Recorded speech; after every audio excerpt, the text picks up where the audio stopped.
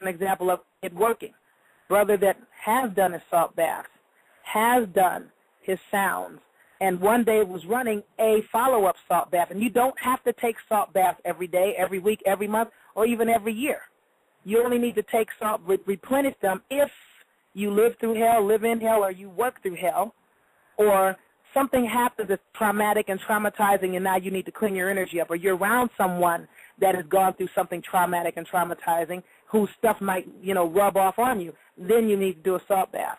However, once you do the salt baths and you build up the sound, this brother was running a follow-up salt bath, and he was talking to his significant other, and he was basically saying, we're going to need a car before it starts getting cold around here, but man, I ain't trying to, we don't need no car, we don't need to go out and spend no money on no car, but we're going to need a car. I think about a week later, one of his Asian friends contacted him and said, hey, I got a job offer in China. I have to leave. I'm not going to be in a position to try to break down the apartment and, sell cars and do test drives and all this, and I have this car. If you want it, you can have it. Only thing I need from you is a ride to the airport. I got hired in China. I must report next week.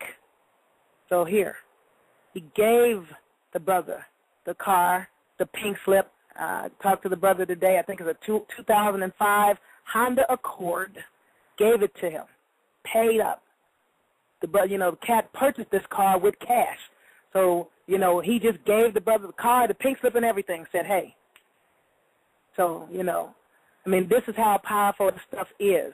So for those of you that, like Brother Eaton said, for you naysayers and skeptics, if it's not working for you, you probably need to call me. Or you need to go back and re-listen to everything all over again. Because I'm not trying to give this information.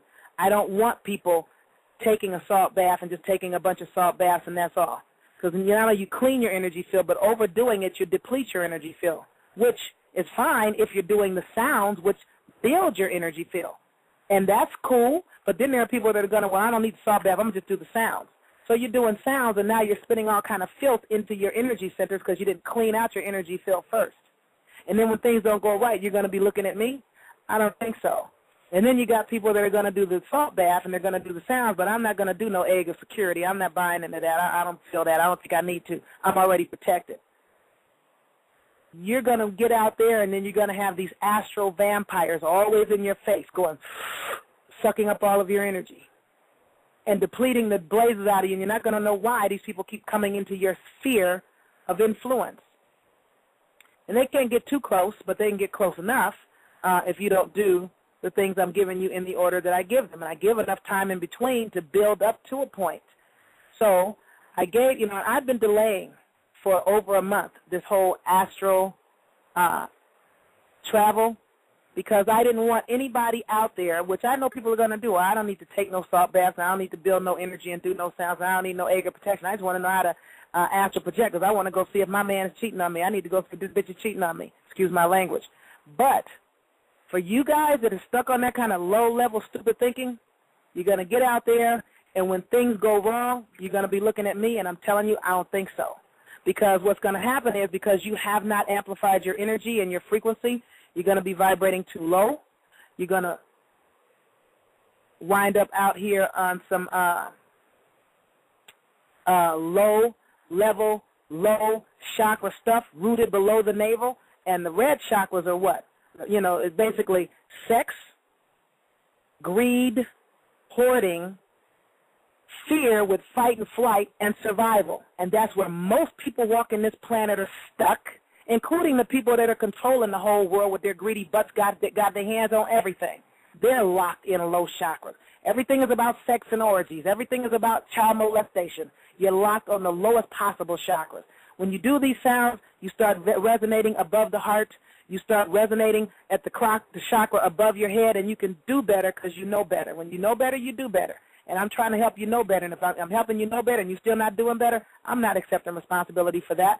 So if you jump out there and you don't do anything except all you want from me is how to astral project, when you get out there and you step off into it because you're resonating at such a low frequency and you're trying to do low-frequency things, if you jump out there and find yourself under some kind of psychic assault where you're being attacked, that's your fault. You didn't secure yourself. You didn't amplify your frequency. You didn't increase the rate at which you're vibrating and increase your resonance.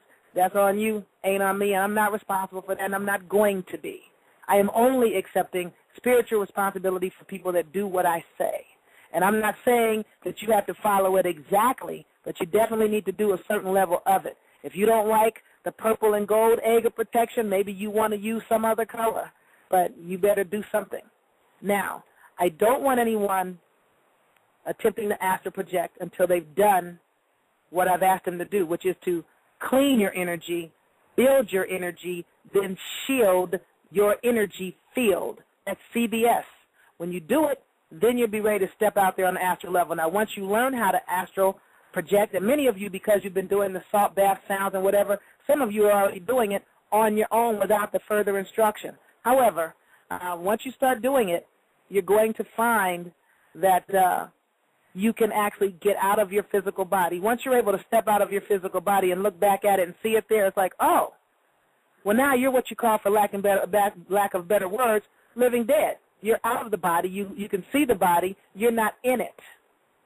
So now you know for a fact that you don't die, because here's your body and you're not in it anymore. That tells you that you don't need it. Now, Dr. Jewel Pookrum suggests that we should be able to take our bodies with us, and some of you are going to amplify your resonance to that level. Some will not. There are some people that are going to activate the capacity to do telekinesis, moving things with their thought. Other people are going to be able to do psychometry, hold a thing and be able to tell you everything about the person that it belongs to. Other people are going to be able to see energy fields and auras around people. Some of you are going to be able to start seeing people that are no longer living, for lack of better words, seeing the dead. Everybody's going to do things differently. Some of you are going to see through walls. Some of you are going to walk through walls. So as you evolve into your power, then you start to throw up the grid around yourself and the grid around everything in your area, which starts to throw the grid back up around America. Because right now, there's still the intent and the deliberate design on destroying the United States. And, I'm not saying that it should survive or should not survive. I'm saying the United States is sitting here in America, and I'm in this house, and I don't want nobody burning down any house I'm sitting in. That's all the heck I'm saying.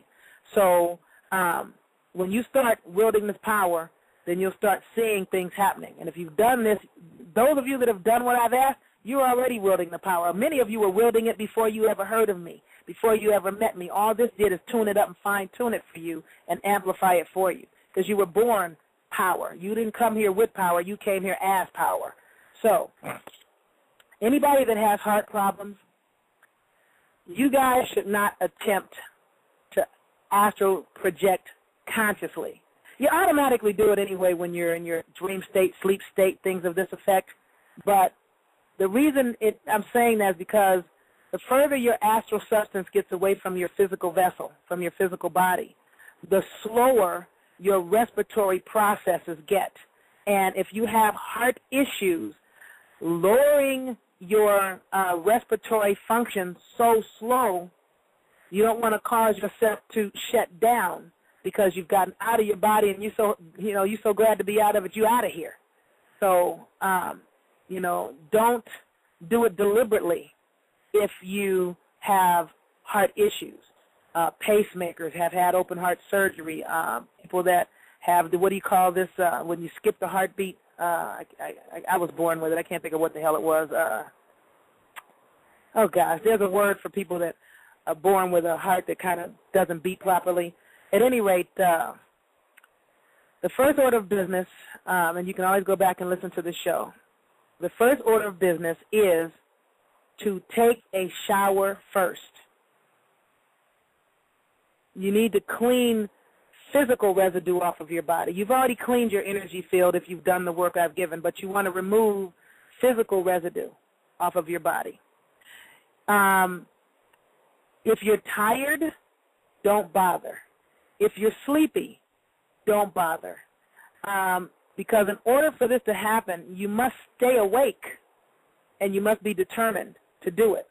Now, the most effective way in my experience to do it is to get your quickening. I don't know, it doesn't matter if you sleep during the day or the so-called night, but get your quickening, or what some of you call sleep. And when you wake up, do it when you are refreshed and when you wake up, because then you don't run the risk of trying to do it and then falling asleep, because that's what's going to happen for many of you most of the time when you're doing it. And the primary reason I'm doing this and giving you guys this information, because I didn't want to give it, because I'm realizing there are a lot of people listening and they're not people I'm talking to. There are certain people I'm talking to, and there are too many different people who are tuned into this show, and I'm not really talking to them. But I don't know any other way to reach you guys besides this forum. But I'm starting to become real uncomfortable with this public forum and me putting out this information for the whole world when I'm not talking to the whole world. Anyway, I digress. You want to make sure that you are refreshed enough and revitalized and quickened enough that you don't fall asleep in the process. If you have the capacity, I would suggest wearing something loose, a loose robe, loose sweats, but you want to make sure that whatever you're wearing, you're not constricted, like tight belts and tight clothing, tight jeans. You don't want to be constricted, but you also don't want to go naked. Don't do this nude, because depending on where you're vibrating, if you're stuck in low stuff, you're going to wind up taking yourself to do the nosy thing in somebody else's house and somebody else's business or something to this effect. And if you do that, there's the possibility that you'll encounter someone that can see people in their astral form. Or you're going to encounter a child. Many children can see people in their astral form. When they're talking to people, people are like, oh, is that your imaginary friend? Yeah, imaginary friend, my eye. A lot of these children are not talking to imaginary friends. Just because you don't see them and it's not real for you does not mean it's not real for them. They see things that you cannot see unless you screwed them up so cold with this Nazi cannot see agenda. At any rate, you don't want to go in the buff, because some people are going to see your naked butt, and that's not acceptable. For individuals that are just beginning this process, do not attempt to do it when the moon is waning. When the moon is going away, it's already been full, and now it's getting smaller and smaller. The light of the moon is getting lesser and lesser. That's called a moon that is in the process of waning away. You do not start practicing when the moon is waning. Now, once you get it, you can do it anytime. Daylight, nighttime, moon full, moon waning, it doesn't matter. But for individuals that are practicing, the reason you don't practice at that time is because the astral energy levels are lower, and lack of success for many people will cause, I don't want to say depression, but despair and other things that will make you feel like this stuff is not working, and then you want to quit and give up and not try anymore. So I'm trying to give you the stuff that you need to know so that the first time, second time you try it, you have given yourself the most successful situation to pull this off in when you're first trying it. Everybody astral projects all the time, but not a lot of people do it deliberately, on purpose, with forethought and intent, and I'm trying to show you how to do that. You want to do this when the moon is going from like a no moon and the moon is building up towards full. It doesn't have to be full, but it definitely needs to be growing into its fullness so that the astral energies are increasing when you try to do this astral work. You need to try to make sure you're as light a body as possible, so I would suggest not eating anything, because remember, when you eat, the digestive system, a lot of the blood from the vessel runs to the digestive process, and you're going to not have enough of what you need because you're going to have restricted vascular stuff going on, and it needs to be as expanded as possible. Not only that, the digestive area is entirely too close to your solar plexus area, which is above the navel but below the base of your sternum, which is the center of your chest bone. So it's going to be midway between the bottom of your chest bone and your navel for many of you. And those things are too close together, and you can't have that kind of contradiction of where the energy should go when you're trying to do this when you're just getting started.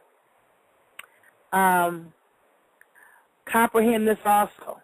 You're going to go where you think you would like to go. Energy follows thought.